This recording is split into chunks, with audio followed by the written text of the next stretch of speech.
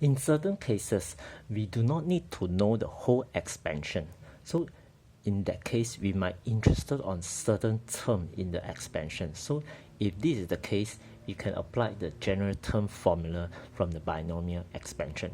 So it basically says that for a plus b to power n, the r plus 1 term, which we can return as tr plus 1, is actually equal to ncr, a to power n minus r, b to power of r. So for example, we have this expansion over here. So you were asked to find the term independent of x. Term independent of x basically means the constant term, and you have to find the middle term as well. So how can we apply this general term to these questions?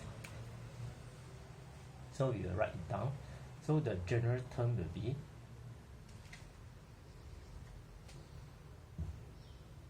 as mentioned here, right? So your n is now 12 CR.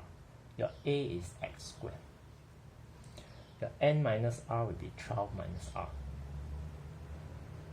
And your b will be minus 1 over x squared to the power r.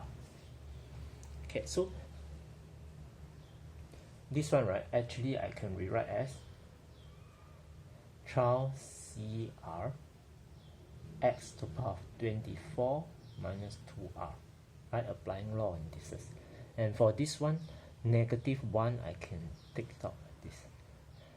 And you have 1 over x squared to power r. So basically, this is what we can do. So we further simplify this. So negative 1, we might need to put in front first.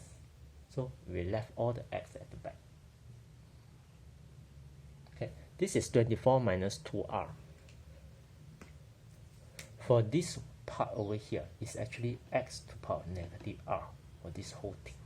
So actually you can simplify to minus 3r in this case.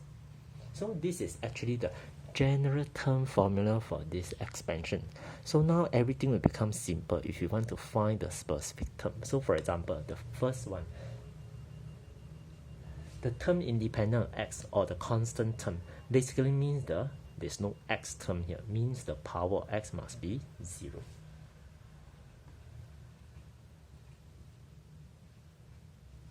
So this basically gives you r is equal to 3. So when r is equal to, r equal to 8, when r equal to 8, right, so this will be our term independent of x, okay, or the constant term. So the constant term will now be equal to 12 C8 negative 1 to power 8. So if you calculate yourself, or you press the calculator, right, you should get the answer should be 491. Okay, likewise for the second questions, middle term. In order to know the middle term, you need to know how many terms in this expansion. If you recall the concept of binomial theorem, when you expand this to power 12, actually you have 12 plus 1, which is 13 term. So in this 13 term, the middle term will be at 13 plus 1 over 2, which is the 7th term, right? So the middle term is at 7th term. So means T7. So mean T7 according to here, I can write as T6 plus 1, meaning that your R will be equal to 6 in this case. So 12 C6, and your A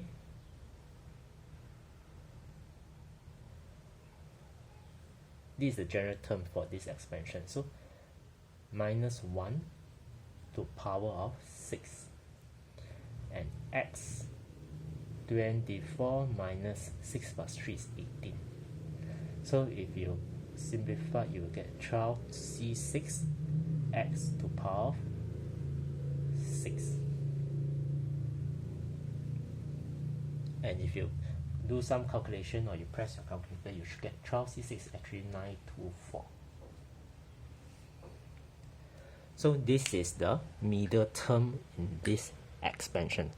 So other than these two, we can actually use the general term formula to find specific term. For example, I can ask you to find the term in whereby you have the x to the power 10 term. So meaning you equate the power to 10 and you find the corresponding r value.